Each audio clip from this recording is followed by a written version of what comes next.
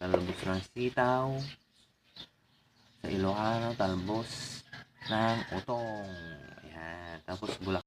Good morning mga katigas. Ulam na natin gulay. Ayan.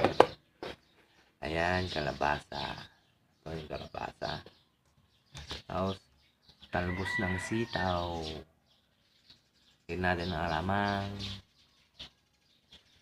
Itong talbos ng sitaw, pwede sa sardinas.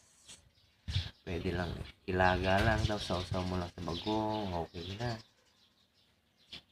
Masarap to. Sa hindi nakakaalam ng ulam nito.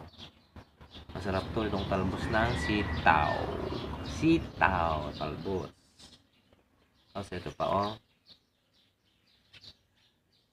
Bulaklak na kalabasa. Fresh. Yan.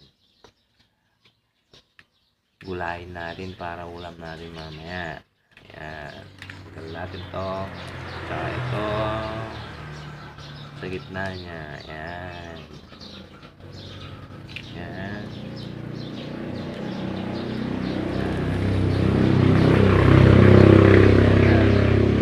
Ay ulam ka na. Fresh pa.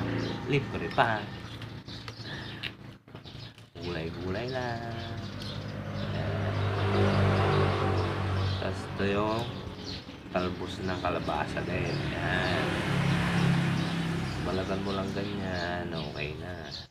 Yan. Yan. Tanggalin lang to. Yan. Balatan mong ganyan. Balatan mo siyang ganyan. Tanggalin lang yung mate. Yan.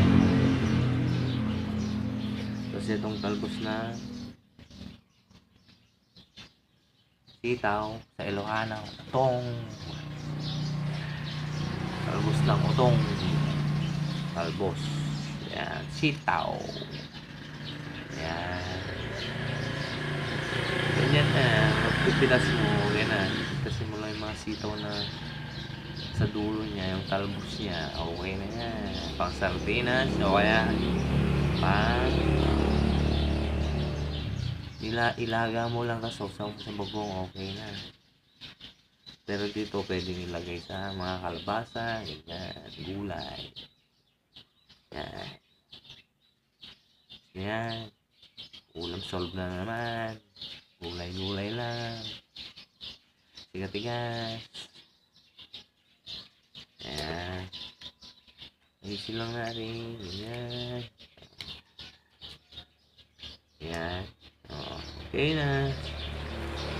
Gusto natin. Ito yung kalabasa. Pagkagal natin mamaya. Halo natin. Tapos sagpaw natin. Inihaw. Na-stack sa ref. Ayan. Ayan. Thank you for watching. Katigas.